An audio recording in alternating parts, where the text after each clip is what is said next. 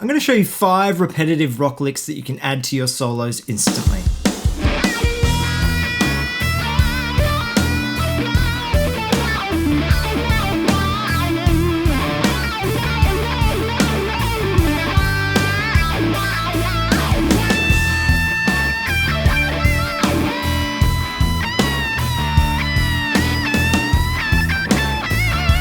I've done a few videos on repetitive rock licks and I just keep adding to the bag, so if you haven't checked them out yet, go and check them out after you watch this video. Now I love these licks because they can add tension to your solos, but they can also create a climax in your rock solo. Now there's a few licks in here that are lifted from really quite famous recordings. They're awesome licks. I want to see if you can pick them, so let me know down below in the comments if you know where these licks come from.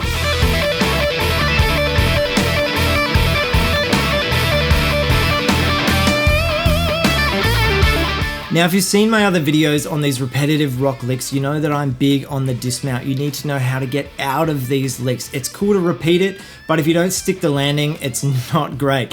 So I do provide the tab for the examples that you hear in this video. They are available if you want to sign up. The link's in the description. 7-day free trial at the moment. There's heaps of stuff there, as well as a whole bunch of other variations that you won't see in this video. Let's jump into the first lick.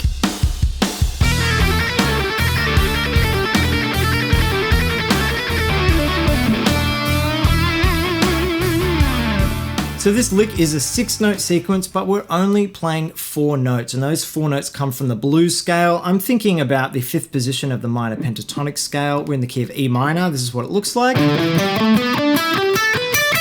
If you turn that into the blues scale, it looks like this. And as I said before, we're taking 4 notes. Let's start on the flat 5, which is the 11th fret of the B string. Go to the 12th fret, back down. Go to the 10th fret. That's really a nice chromatic line. Then we're going to go to the minor 3rd, which is 12th fret G. Back up to the perfect 4th, which is 10th fret B. That's the sequence, 6 notes. Really simple, right? Now there's a few different ways you can play it. I like to pick it all because it sounds nice. And remember the dismount, you've got to work out those different options that you can get around in that minor pentatonic scale or whatever other scale you want to use. You could use Dorian, you could use Aeolian, all that kind of stuff. Now, if you don't want to pick it all, you could pluck the 11th fret B, and then all of the remaining notes on the B string are going to be played legato. So that's hammer on, pull off, pull off. Right, and then the last 2 notes of the sequence happen with a downstroke and then an upstroke. And then we just repeat the pattern.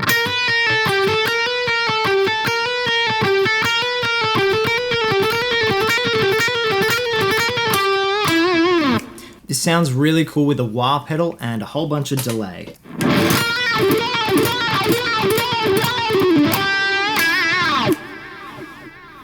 So the cool thing with this lick is that you can take that same sequence and move it around, just insert the formula. And the formula is 3 notes on the higher string and just have 1 note on a lower string. So I could take it from the 14th fret, that's going to be the major 2nd of E minor, and just play through the scale.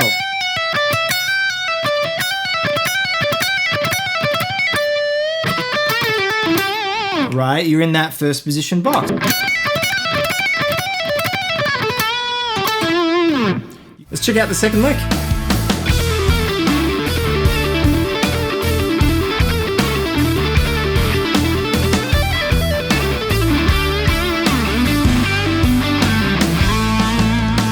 Alright, this lick is cool because the sequence takes up 3 beats. It's nice to play it over a 4/4 groove. The notes are really straightforward. We're in the same position as we had before, that blues scale, right? I'm going to show you the notes. We're going to go from the perfect 5th, which is 12th fret of the B string. We're going to go chromatically, and then we're going to hit the 12th fret G, and then we're going to go back to the blues note. Go down chromatically to the 10th fret, minor 3rd, then the root note. The lowest we're going to go is the flat 7, which is the 12th fret of the D string. So far we've got this. Then we just ascend in the E minor pentatonic scale. That's the sequence. So these licks can be a little bit tricky to get nice and even with that 16th note feel. So definitely practice it slowly. You can also change the subdivision. You could do triplets. Hear how I've changed the pulse of what I'm doing. That's really, really important to know where that pulse sits against the actual lick. This one can also sound cool with wire and delay.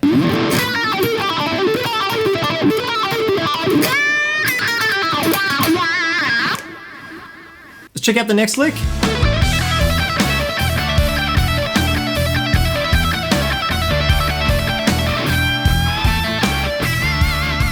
Now this is one of the licks from a very, very famous song. Let me know down below if you know what it's directly ripped off from. Different key, but same idea. We've got a 6-note sequence, which again is cool against a sort of 4/4 thing when we're playing 16th notes. Really, really straightforward. We've got 4 notes to work with. I'll show you the 4 notes in ascending order, starting on the 19th fret of the G string, which is our flat 7.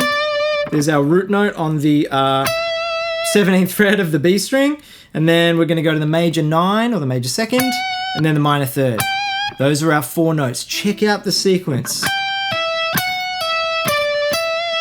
I'm going to split this up into groups. So we're going to go 20th fret and then the 17th fret, and then 19 and then 17th. And then the odd one out is 19, 17, but we're hitting that 19th fret on the G string, and then the 17th on the B string. So we're sort of targeting the E note, which is our root note, every second note that we hit in the sequence. Now I do pull off every second note, which is going to be 20 to 17, and then 19 to 17. So the minor 3rd to root note, and then the major 2nd to the root note. But the last 2 notes I pluck with a downstroke and then an upstroke. Makes that string change for me a little bit easier.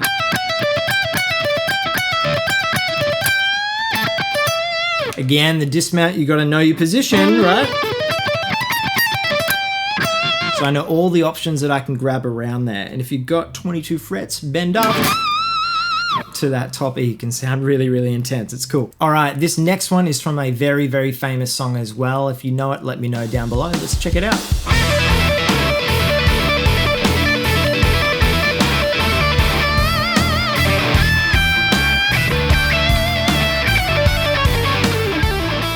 All right, this lick is only 4 notes, but it can be kind of tricky to get under your fingers. I'm going to show you everything that I'm doing here.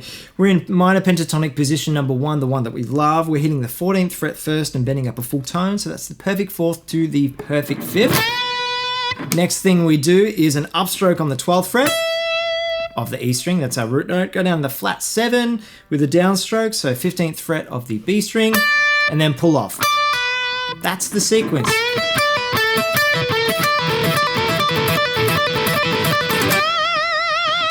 Really, really cool. Can sound awesome with a wah. Let's check it out.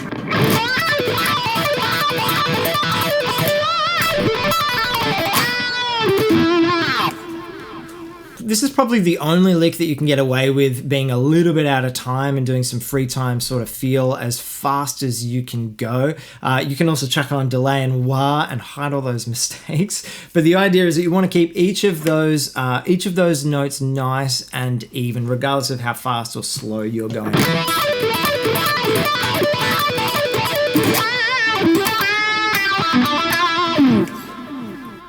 All right, let's check out the last lick.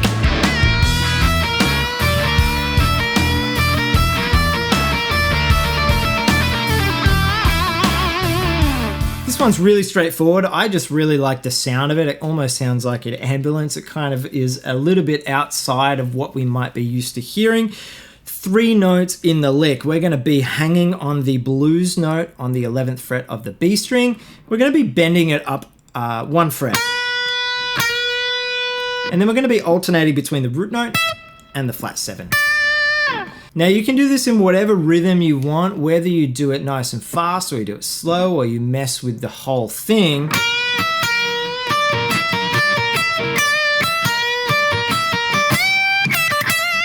It can sound really cool to do it in triplets because it is a 4-note sequence. 1, 2, 3, 4, and then the pattern repeats. So with a triplet, it can really sound nice displacing that sequence of notes.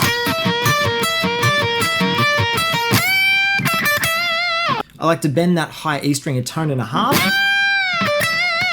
just to dismount. It's a really, really easy option. So there you have it, 5 repetitive rock licks that you can slam into your solo just to build tension, reach a climax, or just have fun. That's what it's about. So as I said before, all of the tabs and the backing track, as well as isolated videos, as well as all the other dismounts that you see here, plus a whole bunch more variations are available on my Patreon page. If you want to click the link in the description, you can sign up, 7-day free trial at the moment. Thanks so much for watching, guys. I'll see you on the next one. Cheers.